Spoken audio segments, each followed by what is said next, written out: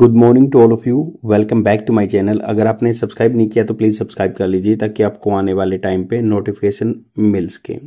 जैसे कि आपको पता है, मैं डेली द हिंदू न्यूज़पेपर से एक आर्टिकल लेके आता हूँ जो कि एग्जाम पर्सपेक्टिव से बहुत ही बेनिफिशियल रहता है।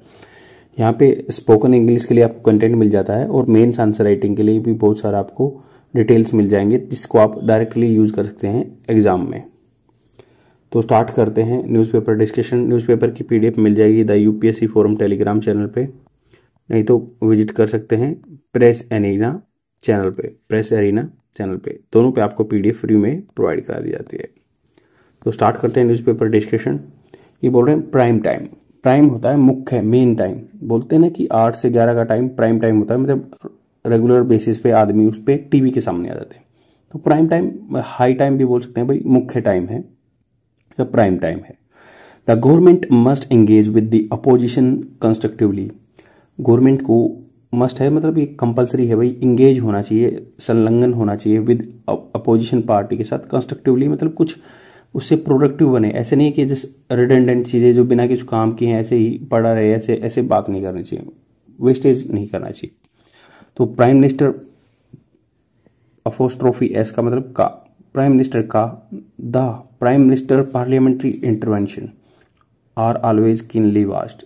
इंटरवेंशन होता है हस्तक्षेप, किसी बात में टांग अड़ाना।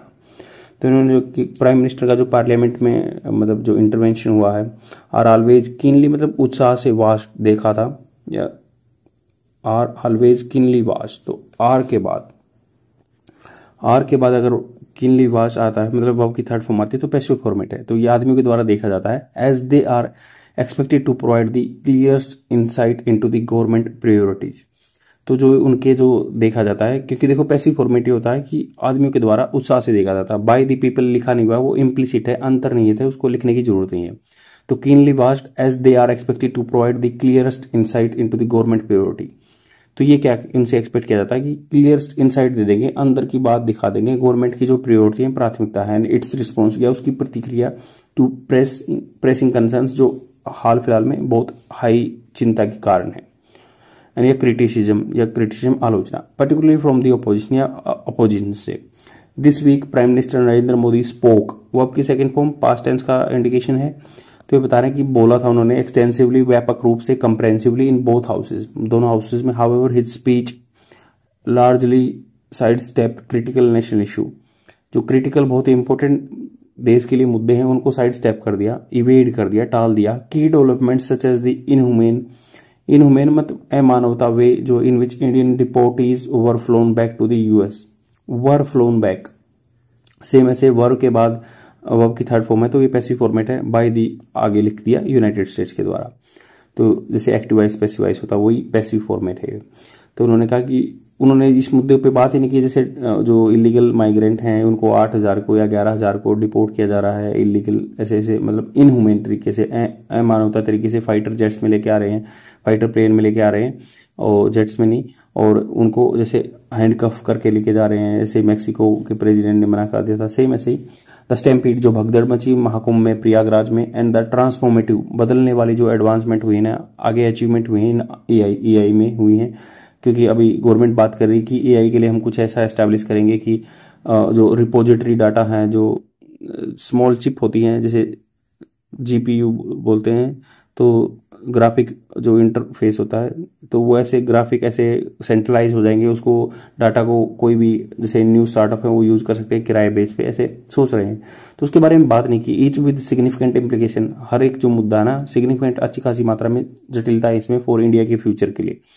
Received little to no substantive acknowledgement, receive उसको क्या है, कोई खास अच्छी सब्सटेंटिव होता है, अच्छा खासा मात्रा में एक्नॉलेज नहीं किया गया, एक्नॉलेजमेंट नहीं दी गई उन चीजों को। Instead mister Modi speech, instead की बजाय मिस्टर मोदी का जो स्पीच है, speech is relied heavily on the campaign, एक अभियान की तरह स्लोगन, जो स्लोगन के होते हैं डायलॉग होते हैं, मिनिमल एंगेजमेंट, कम एंगेजमेंट रही विद द अपोजिशन, और एंड रिपीटेड अटैक हुए ऑन पास्ट गवर्नमेंट, जो पास्ट गवर्नमेंट ने किया उन पे बार बार अटैक किए, उनके साथ कम एंगेजमेंट रही, बातचीत नहीं हुई, पर्टिकुलरली दी कांग्रेस के साथ।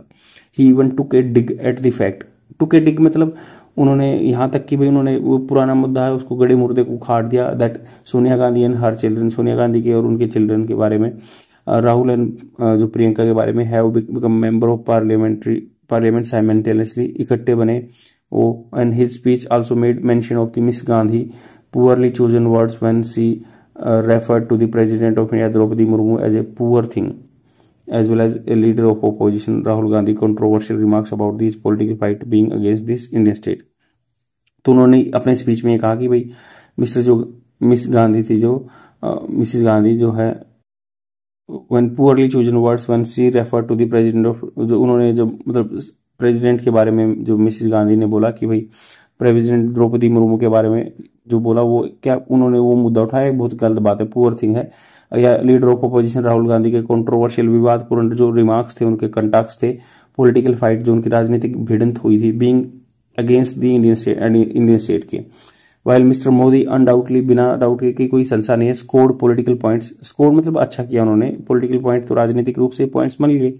हिज एड्रेसेस जो उन्होंने भाषण दिया ना, tell source of providing the country with the resource है, तो उनमें कमी है, फेल शॉर्ट मतलब उनमें कमी है प्रोवाइड करने के लिए जो कंट्री को रियोरेशन दोबारा से एक दावा और या जिम्मा and clarity needing on key domestic and global challenge, जो क्लैरिटी की जरूरत थी डोमेस्टिक में या ग्लोबल चैलेंजेस में in an increasingly uncertain world, जो अभी अनिश्चित वर्ल्ड हो रहा है ना। Foreign policy must remain above partition bickering, partition होता है किसी पार्टी का सपोर्ट होना, भ्रष्ट होना, या बिक्रिंग होता है छोटे छोटे मुद्दों पे झगड़ना, पार्टी बिक्रिंग से अबव होना चाहिए हमें। And the government must do more to build consensus, तो सहमति बननी चाहिए, कंसेंसस होता है सहमति इंडिया के डेवलपमेंट ट्रेजेक्टरी में, दोनों अपोजिशन का या मेन पार्टी का भी, particularly in the face of, मतलब ये सामना करते हुए, देखते हुए कि भाई रैपिड टेक्नोलॉजिकल डिसरप्शन हो रहा है, टेक्नोलॉजी में की वजह से डिसरप्शन हो रहा है, बाधा आ रही है।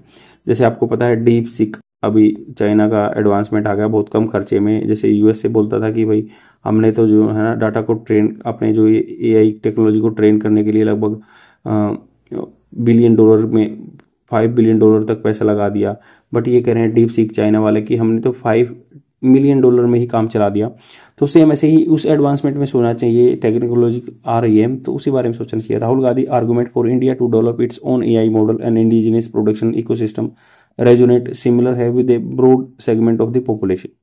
तो देखो ये आर्टिकल एडिटर के पॉइंट ऑफ व्यू है, और वो एडिटोरियल क्या इसलिए लिखा है कि एडिटर ने लिखा है अपने पॉइंट ऑफ व्यू, जो उनका भाषण हुआ पार्लियामेंट में, तो थोड़ा सा क्रिटिकल है अबाउट द गवर्नमेंट।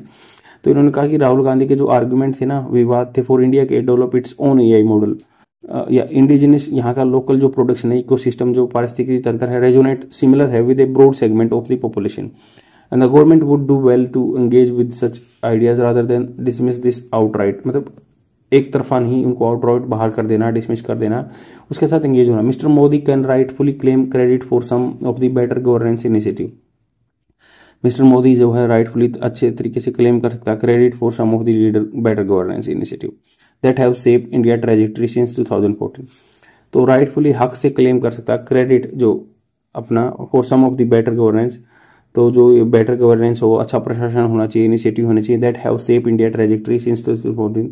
तो उन्होंने राइटफुली क्लेम किए कि भाई हमें इस चीज़ का श्रेय मिलना चाहिए, क्रेडिट मिलना चाहिए कि बेटर गवर्नेंस किया हमने स्टार्ट किया है या शेप दिया इंडिया की ट्रेजेक्टरी को, प्रोग्रेस को 2014 से। हाउएवर स्लोगन्स जो उन्होंने बात कहे ना, जुमले कहे हैं, alone can not resolve mounting challenges, तो ये कह रहे हैं स्लोगन जो दिए हैं ना वो रिजोल्व नहीं कर सकते जो बड़े बड़े चैलेंजेस हैं, बाधाएं हैं। गवर्नमेंट लेजिस्लेटिव एजेंडा रेटोरिक या बयानबाजी है, रिफ्यूजल मना करना, टू बी अकाउंटेबल जिम्मेवार अपने आप को नहीं ठहराना, on the crucial issue indicate करते हैं lack of effort in forging बनाना, एक कोहेसिव जिसमें सब सम्मिलित होकर नेशन विजन ये दिखा रहा है, कमी दिखा रहा है। वाइल इट में आर्ग्यू, जबकि ये आर्ग्यू किया जा सकता है, विवाद किया जा सकता है, इट्स स्टांस जो इनका पैतरा है ना, is merely only a response to an adversarial opposition, तो उन्होंने जो बात की है ना, जो इनका स्टांस है एडवर्सियल, जो इनके अपोजिट में है, अपोजिशन है, विरोधी हैं, उनके बारे में है बस।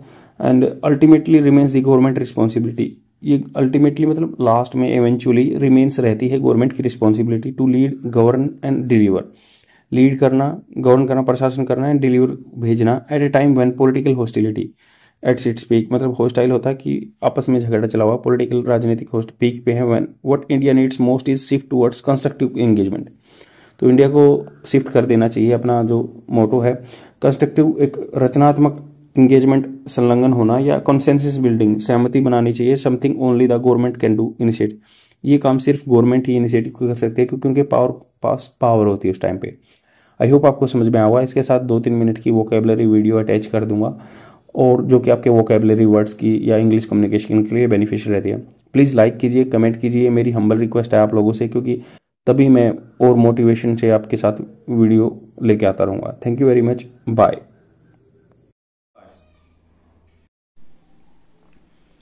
Today first word is slur. Slur is a noun, its Hindi meaning is kalank. Aspersion, calumny. Example of this word: your drunken behavior cast a slur on this family. Means अगर आपके किसी फ्रेंड ने या कोई family member ने दारू P रखी है और ड्रंकन सिचुएशन में है, तो उसके लिए आप वर्ड यूज़ कर सकते हो यूर ड्रंकन बिहेवियर, मतलब जो आपने दारू पी के जो बिहेव किया है, कास्ट मतलब इम्पोज किया है, ये स्लर ऑन दिस फैमिली, मतलब इस फैमिली पे कलंक आपने लगा दिया है दारू पी के जो बिहेव किया है। आई have created a trick for this word, like Slur, salary बोलते हैं एग्रीकल्चर जिसने पढ़ रखा होगा कि बायोमास, जैसे जो बायोगैस जनरेट करने के लिए या प्रोडक्शन करने के लिए सलरी का यूज़ करते हैं, जो कि कीचड़ टाइप में होता है या भैंस का डंक या गोबर होता है वो, तो उसको मिलाने के बाद मतलब सलरी बोलते हैं उसको। तो सलरी से क्या है, मान लो जिसके घर में बायोगैस प्लांट लगता है उसके घर में बहुत बदबू आती है, तो सलरी से स्लर हो गया, कलंक लग गया कि इनके घर में बदबू आती है। And the second word is depredation. Depredation is a noun, its Hindi meaning is loot-पाट, pillaging, plunder. Example of this word: protecting grain from the depredation of the rat and the mice. मतलब protect करना, अनाज का protect करना from the डेप्रिडेशन, लूटपाट से। कौन करते हैं? रैट, चूहे या चूहियाँ आपका लूटपाट करते हैं। I have created a trick for this word depredation, like deprivation. Deprivation होता है किसी का अभाव होना, जैसे स्लीप डिप्रीवेशन, इस बंदे के पास स्लीप का, नींद का अभाव है, डिप्रीवेशन। तो यही है कि डिप्रीवेशन डिप्रीडेशन जैसा है, मतलब डिप्रीडेशन अगर लूटपाट होगी तो उस बंदे के पास डिप्रीवेशन हो जाएगा, चीज़ों का अभाव हो जाएगा।